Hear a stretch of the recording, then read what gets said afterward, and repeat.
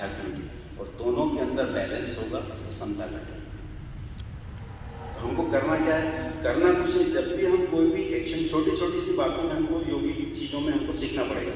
जब भी हम किसी पोजीशन पे जाते हैं, कोई भी योग करवाए, जैसे ही फाइनल पोजीशन पे जाते हैं हमको स्थिर होना पड़ेगा। स्थिर होने के बाद ध्यान को हमको श्वास पर लेना पड़ेगा।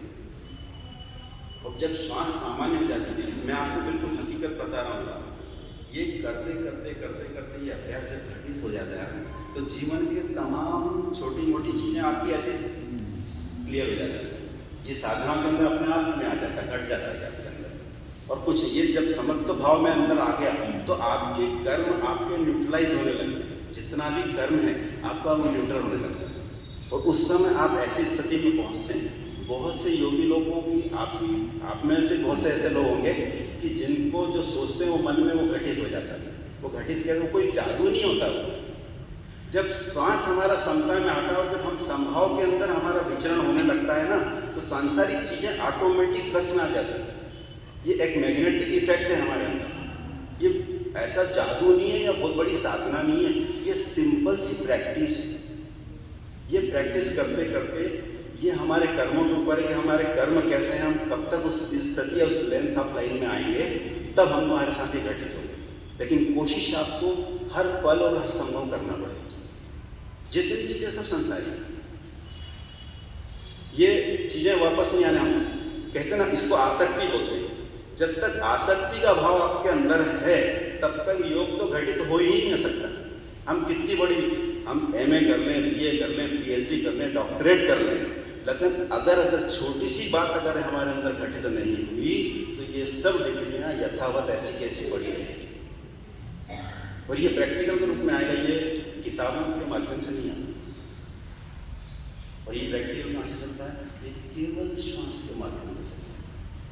जितनी भी आध्यात्मिक संस्थाएं हैं, जितने भी बड़े बड़े गुरु हैं, जितने भी हमारे पूजनीय हैं, सब साधना में ही श्वास करता है। और दाहिना स्वरूप अष्टांग योग क्या है आपका? यम, नियम, आसन, प्राणायाम, प्रत्याहार, धारणा, ध्यान, समाधि। तो यम क्या है? व्यवहारिक तौर पर जब व्यवहार कुशल नहीं होंगे तो अगली साधना कैसे होगी? पहले यम आए। तो यम में क्या, आपको देखो सिंपल सी चीज। अब व्यवहार की अगर बात करेंगे तो आधे लोगों को समझ में नहीं आएगी कि व्यवहारिक। सिंपल सी बात है, जब भी अंदर आपके सेवा का भाव आएगा, सेवा का भाव आएगा तो न्यूट्रल का भाव आएगा। अगर मुझे किसी की सेवा करना तो सेवा से हम रिटर्न नहीं चाहते किसी का। सेवा का मतलब देना चाहते हैं। तो जब सेवा जब आती है तो उसको कर्म कभी कहते ना पकड़ता नहीं। तो जब तक कर्म बंधन नहीं पकड़ेगा तब तक आपका जन्म मरण से आप छूटोगे। तो व्यवहार कुशल सबसे पहले साधना में क्या बताया कि सेवा का भाव आ जाए। बातें बड़ी लगती है, सब आप बातें तो यहाँ कर रहे हैं, लेकिन ये चीज़ हमको छोटी छोटी बातों में डालना पड़ता है। मैं ये नहीं कहता हूँ कि मेरे अंदर में कुछ सेवा का भाव, लेकिन हर समय याद रख के सेवा का भाव। हम 10 आदमियों की सेवा ना करें पर एक आदमी की सेवा करेंगे तो भाव प्रैक्टिकल में आएगा, एकदम तो नहीं आएगा। तो धीरे धीरे जब सेवा का भाव जब मन में आ जाए कि हमको भैया 4 घंटे सेवा का भाव नहीं आया, लेकिन 8वें घंटे सेवा का भाव, वो 8वें घंटे आपको जीवित कर देंगे। ये प्रैक्टिस आपको सेकंड डे ज़्यादा करेगी, थर्ड डे ज़्यादा करेगी, आपके प्रारब्ध कर्म के अनुसार आपका घटित होगा ये। तो पहले यम में क्या आया? सेवा का भाव। फिर नियम। नियम में हमने जितना पाल लिया। अभी आप समोसे कचौरी सब बहुत अच्छे लग रहे थे, इसमें बहुत से लोग ऐसे होंगे जो समोसे कचौरी नहीं खाते हैं। तो ऐसा नहीं है, क्योंकि उनकी साधना उस स्तर पर ही तो समोसे कचौरी छोड़ दिया उन्होंने। अभी अपन भी खाते हैं, लेकिन पहले अपन 7 या 8 समोसे खाते थे, अब नहीं खाते, 1 समोसा खाते। ये एक भी छूटेगा। तो ये ऐसे नियम है जीवन के कि हमको उठना है, साधना करना, ये करना, ये नियम है। फिर नियम के बाद आसन आता, आसन के बाद प्राणायाम आता। ये बहिरंग साधना, हमारे शरीर के द्वारा की जाने वाली बहिरंग साधना। उसके बाद प्रत्याहार, धारणा, ध्यान, फिर श्वास के माध्यम से अंदर उतरे। अंदर उतरने के बाद धीरे धीरे धीरे सबकॉन्शियस माइंड पे गए, सबकॉन्शियस स्थिति पे गए, अचेतन अवस्था में गए, जहाँ पे हमारे कर्मों का संचय होता है और जिससे हमारा जीवन और मरण चलता है। हमारे अंदर सबके अंदर गठरियाँ कर्मों की, किसी ने जितने भी काम किए हैं ना सबको मालूम। और कैसे किए हैं अपन ने, कौन देखता है? हमारी आत्मा देखती है। आपकी कर्मों को कहते हैं ना, कोई देख रहा है, कौन देख रहा है? मैं अकेले में कुछ भी काम कर रहा हूँ, कौन देख रहा है? कोई नहीं देखने वाला, लेकिन मेरी आत्मा ही देख रही है और आत्मा सारा फोटो खींच रही है। आपको कोई कुछ नहीं कहने वाला, लेकिन अगला जन्म जो होगा ना तेरे कर। एक बात बताऊँ आपको, जब अपन आदमी की डेथ होती है ना,